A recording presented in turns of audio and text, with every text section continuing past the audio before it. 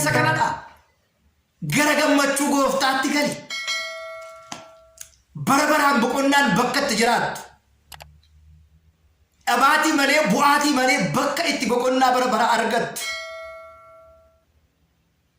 Xiqqoodha nama namte guddaarratti si muudaa jechuudhaan isa lammataa kana bifa kanaa isa tokkoffaa kana bifa kanaatiin dubbate. Inni lammaffaas adeemsi tajaajilaa jalqabaa isa abbaa shanii fi inni abbaa lama yaanni isaanii adeemsi isaanii tokkodha. Kennaan isaanii garaa garaa ta'u iyyuu malee. Sanaan booda inni lammaffaan immoo makliitii lama natti kennitee turte. Meeqa natti laattee? Lama natti laattee turte. Ani immoo lama irratti lama hidhaeetan makliitii 4 taasisee dachaa isaa godheetan buufadhe jechuudhaan gooftaa isaatti dubbatee jedha yookiin immoo gooftaa isaatti laatee jedha.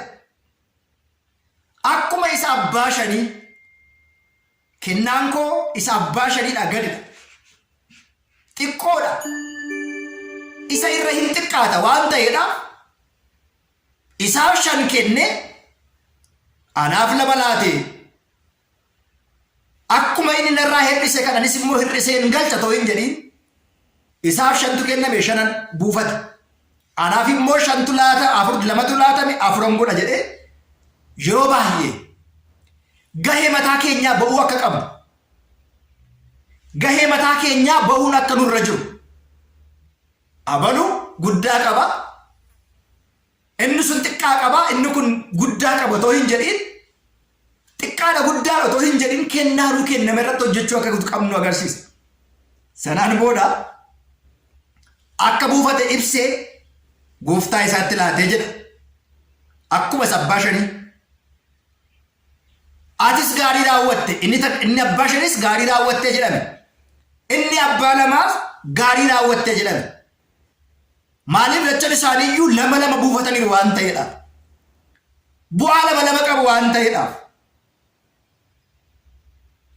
Sanaan booda tajaajila amanamaa xiqqoo irratti muudamtee ta'u guddaa irratti immoo sin muuda. በጥቂቱ ታምናል በብዙ ሾመሃለሁ akkuma sabbaa jalqaba jechuudhaan gooftaan keenya qorichi keenya Iyyesuus Kiristoos dubbate galanni isaaf haa ta'u. Warreen tokkoffaa lammaffaa makliitii 4 5 fi 2 fudhatan dachaa buufatanii waan isinirraa eeggamu hunda guuttataniit waaqa isaaniitti imaanaa isaanii nama kennetti kennaman jedha. Inni sadaffaa garuu inni abbaa tokkoo sun garuu jalqaba irratti akkuma isinii himi maalla dhibdee dhimma kana dhibaa'ummaan ilaaluudhaan callisuudhaan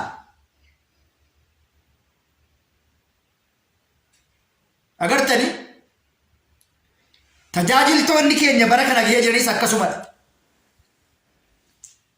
Gaafa manni amantaa tajaajila dhabdu, gaafa manni amantaa jigdu, gaafa manni amantaa rakkoo keessa galtu ani mindaan godhatin irratiin malee waan nyaadhu wanta dhugu hin dhabeen malee manni amantaa cufamte kiristaanonni amantaa isaanii jijjiiranii kiristaanonni dhibamanii cuuphaatu isaan barbaachisa gaabbitu isaan barbaachisa jedhee otoo hin yaadii fakkeenya tajaajilu fakkaata. Inni sadaffaa kun garuu dhibaa yookiin immoo sanafii waan ta'eedhaaf maal jedhee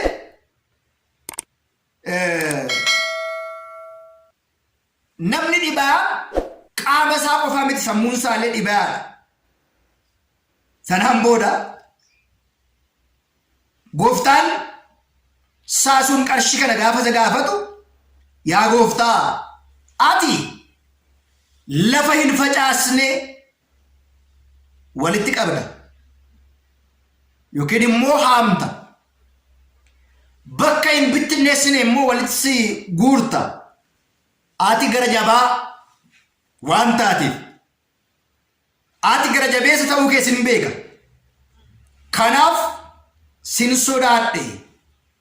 Deemee tan lafa qofforee awwaale. Otoo sin hojiitti hin galiin, otoo hin dadhabin, otoo hin beela'in, jireenya keenya keessatti bu'aa nuti buusu tokkollee hin jiru. Wangeelli maal jedhaa? Xiree giree bilaa baatee buutee hojjettee dadhabdee nyaachuu qabdaa jedha. Kanaaf makliitii kee ishee tokkoo sana lafa qofforeetan awwaale. Hoo qarshii kee jechuudhaan lafa awwaale sanaati baasee kenneefi jedha. Gooftaanis amma kana gara jabaa akkan ta'e akkamitti beekte? Qabeenya koos dhala isaa waliin deebisuun sirra jira ture. Dachaa gootee deebisuun sirra ture. Qarshii kanas immoo itti hojjechuu hin dandeenye. Sanaan booda immoo otoo siif hin galin fuutee awwaalte. Makliitii kana achi fudhu. Sanaan booda namni kun fuudhee isa abbaa shaniitiif ida'e. Isa qabuuf itti ida'ama. Laalloo hin cammarillataal kan jedhamu sirraa ka'eetu. Kan hin qabne immoo ishee inni qabuyyuu irraati fudhatama. Ishee inni qabuyyuu irraa fudhatama. Namicha humaa maayii hin baasne kana. Tajaajilaa kana.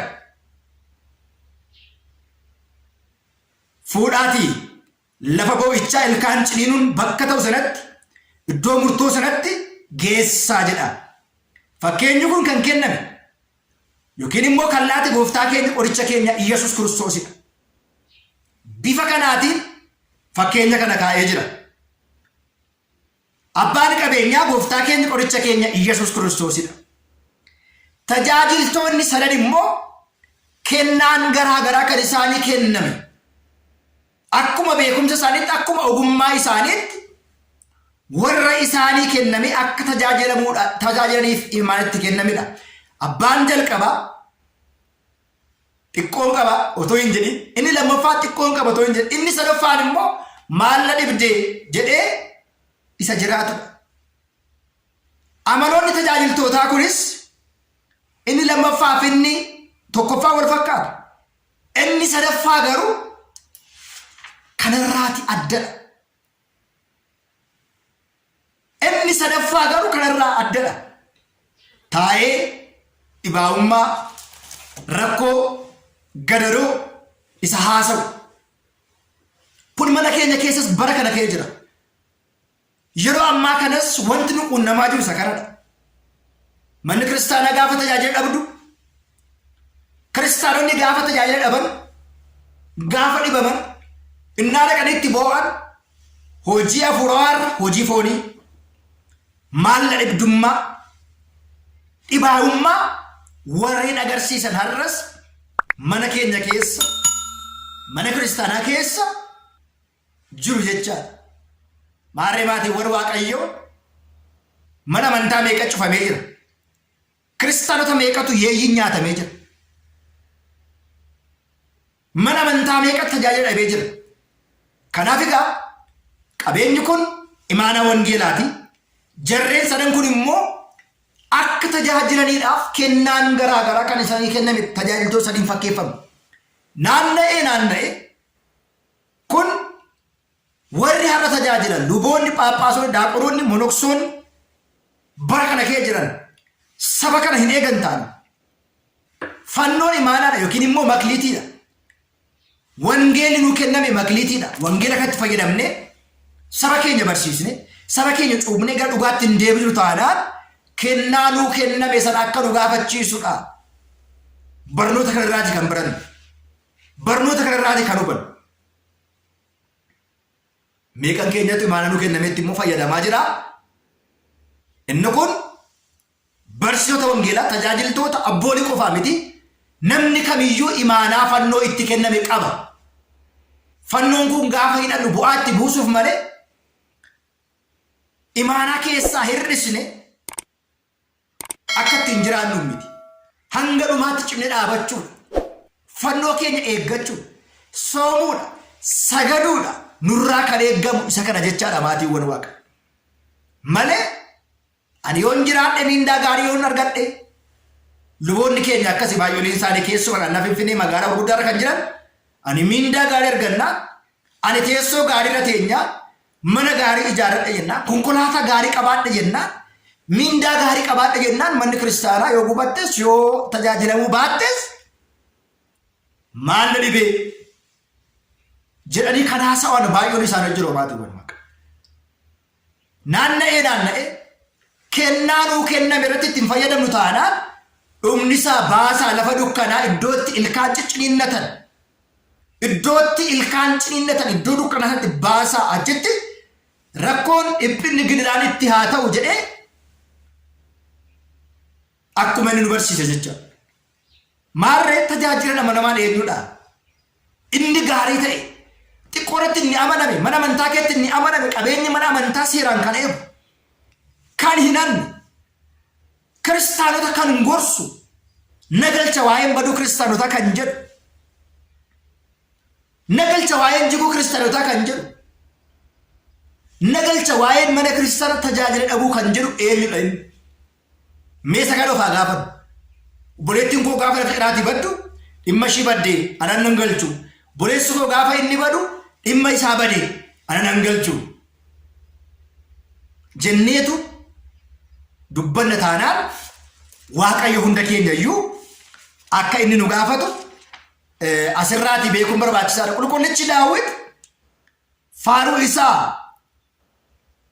boqonnaa 39 gubbaa irratti maal jedha seetanii ከመ ይገብር ፈቃድከ መከርኩ አምላኬ ወሕጌከኒ በማእከለ ከርሴ ዘኖኩ ጽድቅከ በማህበረ አብይ jedha. Kana jechuun yaa gooftaa koo eeyyama kee raawwachuun jaaladhe seera kees laphee koo keessadha walgayii kee guddaa irrattis gaarummaa kee nan odeessa nan dubbadha jechuudhaan faaruu 39 irratti eeyyama Waaqayyoo raawwachuu akka nuti jaalannutti hima. Qulqullichi Daawit seera Waaqayyoo eeyyama Waaqayyoo nan jaaladhe nan raawwadhe jedha. Kanaaf eeyyama Waaqayyoo raawwanne magliitii kennaa nuu kenname irratti ida'ane hojii gaarummaa hojjennee gaabbii gallee foonsaa fudhanne amantii keenyaan cimne akka dhaabannu Waaqayyoon nu gargaaru. Torbeen torbaffaa itti fufaa waan dhaggeeffattaniif galatoomaa. Waaqayyo isin faana haa ta'u. Nagaan tura.